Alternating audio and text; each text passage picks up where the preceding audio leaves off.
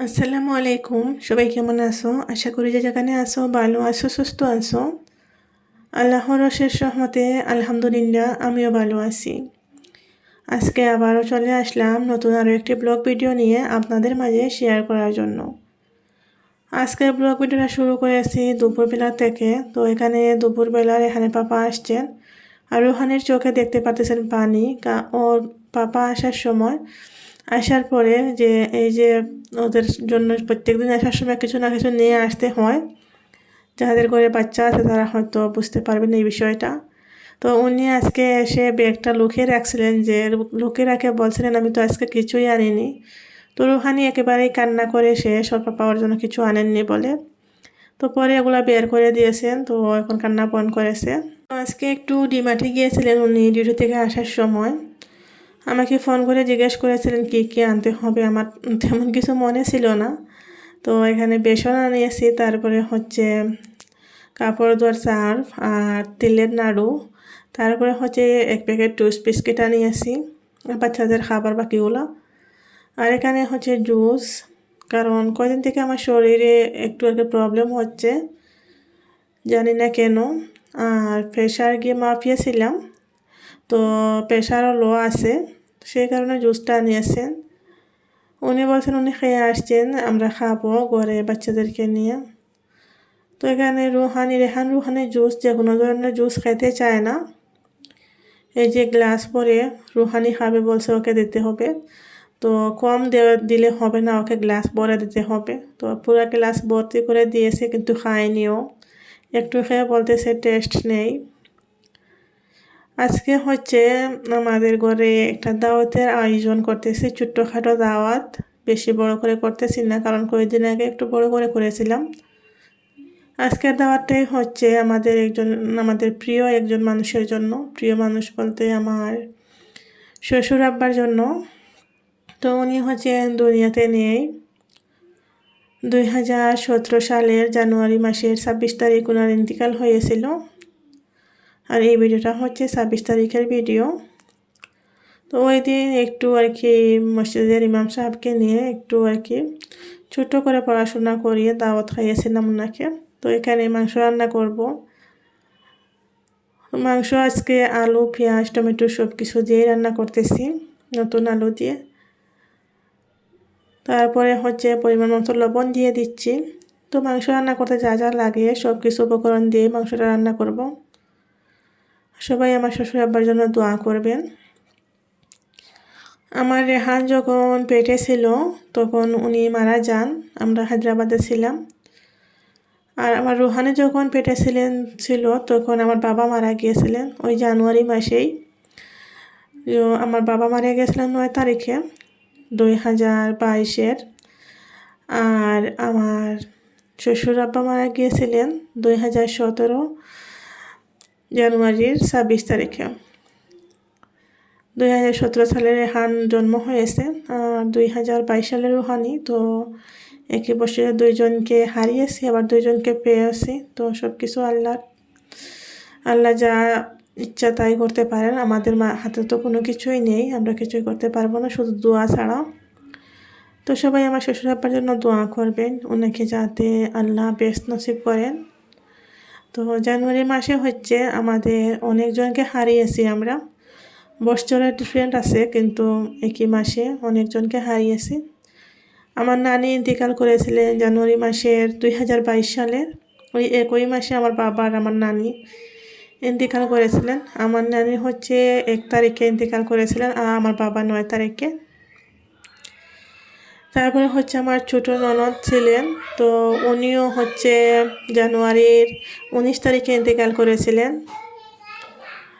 2016 সালের। আর 2017-তে আমার শ্বশুর আব্বা জানুয়ারির 26 তারিখে। তো এখানে চা বসিয়ে দিয়েছি, কারণ ঘরে মেহমান আসছেন এই জন্যই। তো এখানে আমি চা হচ্ছে সব সময় চা পাতি দিয়ে তারপর চিনি দিয়ে প্রথমে ফুটিয়ে নেই ভালো করে, তারপরে হচ্ছে আমি চাটা দুধ দিয়ে বানাই। তো এইভাবে সবসময় বানিয়ে থাকি। আর এখানে হচ্ছে চাটা নামিয়ে ভাত বসিয়ে দিয়েছি, আর অনেক বড় একটা হাঁড়িতে ভাত বসিয়েছি, কারণ কয়েকজন মেহমান আসবেন সেই কারণে। আর এটাতে মাংস হচ্ছে, তো এখন মাংসগুলো আরও একবার নাড়াচাড়া করে তারপর হচ্ছে সিটি লাগানোর জন্য ঢাকনা দিয়ে ঢেকে রেখে দেব। আজকে হচ্ছে বেশি কিছু রান্না করব না, বেশি কিছু বলতে ডাল রান্না করব না, সব সময় ডাল রান্না করি কোনো দাওয়াত থাকলে করে। তো আজকে ভাবলাম ডাল রান্না করব না, কারণ ডাল হচ্ছে সব কিছু শেষ হয়ে যায় কিন্তু ডালটাও রয়ে যায়। তো আজ ভাবলাম আর ডাল করব না, মাংস বোনা করব, মাছ বোনা করব। তো এখানে মাংসগুলো সিটি লাগানোর জন্য রেখে দিয়েছি, আর ওইদিকে চা ঢেলে নেব। তো রেহানের ছেলেবাবু ভাই 2জন আসছেন, আমার বাসুরের ছেলে 2জন আসছেন, 2 বাসুরের 2জন ছেলে। তো ওদেরকে নিয়ে বসে রেহানের পাপা আমার ভাই ওরা গল্প করতেছে, তো সবাইকে চা দিয়ে দেব। আর মসজিদের ইমাম সাহেব হচ্ছেন, রাত্রের বেলা খাওয়াচ্ছিলাম, দাওয়াতটা করতেছিলাম। তো রাত্রের এশার নামাজ পড়ে তারপর আসবেন। আর কাউকে বলি নাই, ভাবি ওদেরকে বলি নাই, কারণ কয়েকদিন আগে সবাইকে নিয়ে করেছিলাম।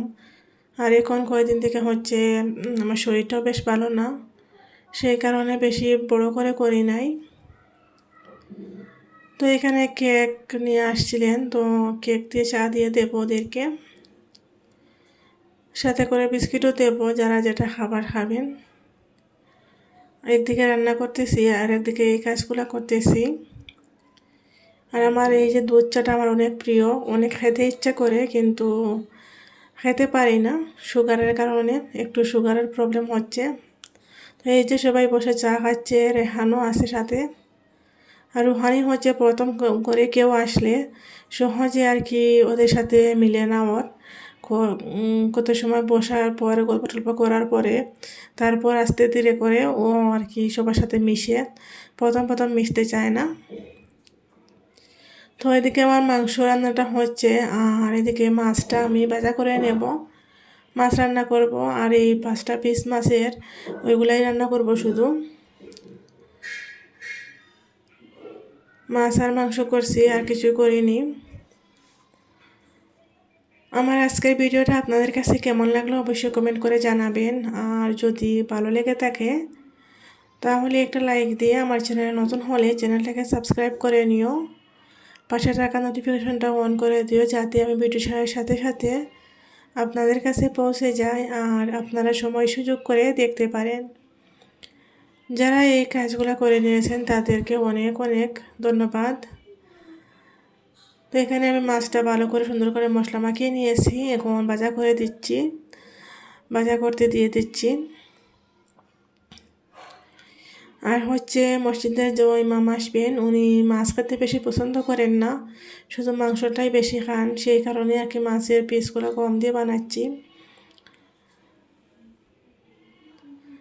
ছোট্ট করে আর কি করতেছি আয়োজনটা।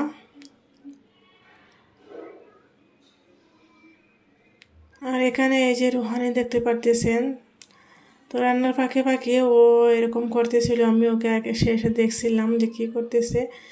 ও এসে যে আমি যেভাবে রুটি বানাই, এই যে উন্না পরে তারপর হচ্ছে উন্না তো সবসময় পরতে হয় আমাদের ঘরের মহিলাদের, তো রুটি যেভাবে বানাই ও দেখে দেখে আমাকে আর কি ফলো করে যে আমি কীভাবে কী করি।